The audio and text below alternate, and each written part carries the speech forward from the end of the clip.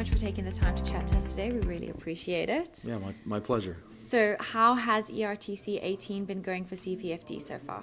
Oh, it's been fantastic. We took our message international here last year proactively, and it started here at ERTC, and it's been a whirlwind of a year. A lot of mainstream companies didn't really know we existed. We've grown through word of mouth, really, up until we're a 15-year-old company. It's been a decade developing technology and been growing.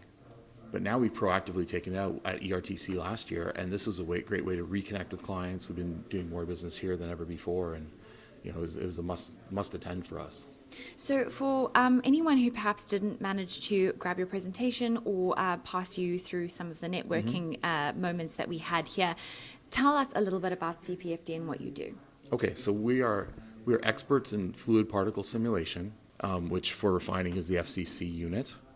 And we created a technology called Barracuda Virtual Reactor, and we deploy it with software licensing and also services. And you actually presented at the ERTC this year. Tell me about what you presented on. I did, yes. I was invited back to present again this year. Gave a talk called Simulation as a Risk Reduction Tool for Turnaround Planning. We zoomed in specifically on the FCCU. And change involves risk. You change something and it could meet the objective, or it could meet the objective but something else is okay, or things could go wrong. Or it highlights more space, another gap that you need to innovate within. Oh yeah, and the side effect is there's opportunities for further optimization that come out of simulation. So I presented simulation as a risk reduction tool. We looked at a few different case studies where it was used to either confirm a positive result, avoid a problematic result, or gain additional insights.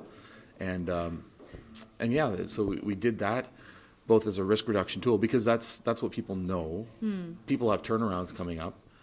Reducing risk is something that's part of what they're trying to do already. And then what's been really neat about this conference is, even today with the Digital Day, we're talking about how to be more proactive.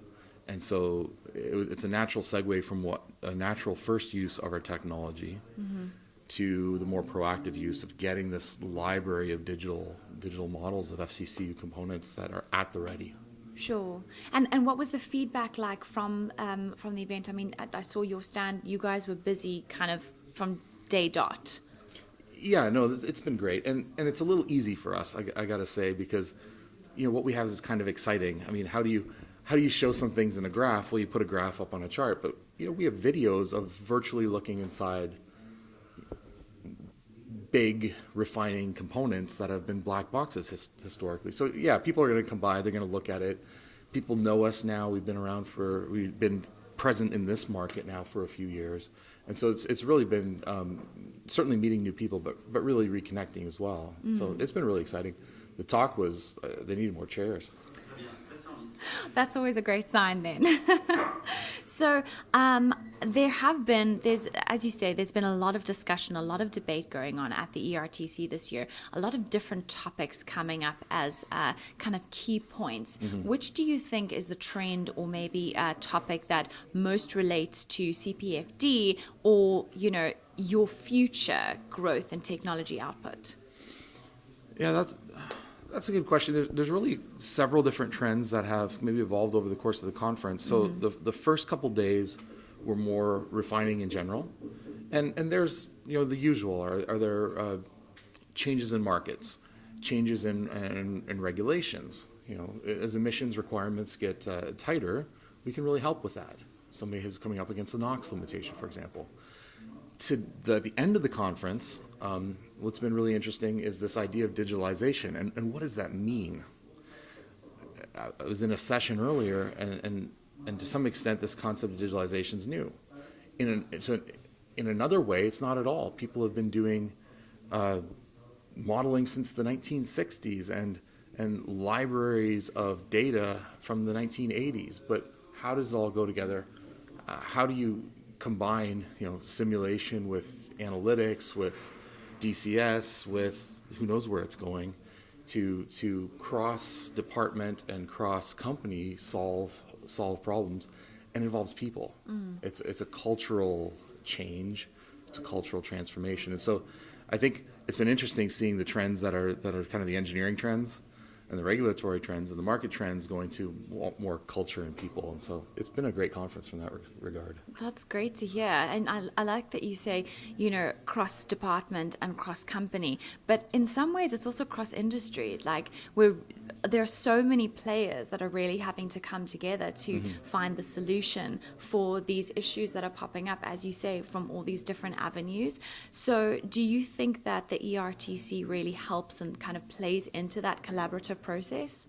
Yeah, it certainly does. I mean, this is refining specific, of course, but for ourselves, the message I brought to this conference is specific refining, and that's where we have, we're a mainstream player in that now. But we have, as we're developing the technology, we work in 10 different industries with primarily early adopters and innovators, and in my conversations, it's come up with 4 or 5 different applications that we also can do that we weren't proactively coming here to talk about, but through the networking and through the opportunities provided by ERTC and the WRA folks, we've had those conversations. So it's been really sure great. It's also it's kind a small of world. Yeah, it is, yeah. And I think that I'm sure that the kind of conversations that you've been having and the information that you've been receiving, the feedback as well, is also kind of contributing to what you guys are thinking about. Okay, well, in the next 5 years, we should probably maybe start thinking about doing something along those lines, like seeing gaps in the market. Absolutely. We're not here just to talk to people, talk at people. We can communicate our message, but our message is only relevant as much as I understand what they need. And not what they need just today, but where that's going over the next 1 year, 3 years, 5 years, and that grand vision of whatever that is, that's evolving. It's a journey. So this has been great for that. Fantastic. And you guys, you've been here for a number of years. Will we expect to see you in the future? Oh yeah. I mean, this one's a must attend for us. This was the one that we attended last year first, and there's been 6 different WRA conferences around the world this year, so it's been a bit of a journey. I'm a little tired. ready for a break. Ask me that after I've actually slept a little bit more. No, well, that's it will the be thing. back. It is a full-on agenda, and you don't stop between the sitting in the panels and the discussions, and then still thinking and still debating and still conversing in the networking sessions, and it's kind of non-stop, but I think in a good way. Well, and for us, it's it's the evenings too, and the breaks, and the networking sessions. Let's call it that. But we're in a little different boat than a lot of other vendors here in that we don't really have a competitor. And so as we're working with our customers, we're also then working with technology suppliers who are our customers, but also a link into the end refiner. We're working with catalyst vendors. We're not competing them. We're making the units more efficient so their catalyst gets a real fair trial and can do its best. We work with hardware vendors. And so really it's all these different angles into the market that we're building those relationships and continuing to strengthen them. All in one place. All in one place. Thank you so much for your time. Really appreciate it. Thank you.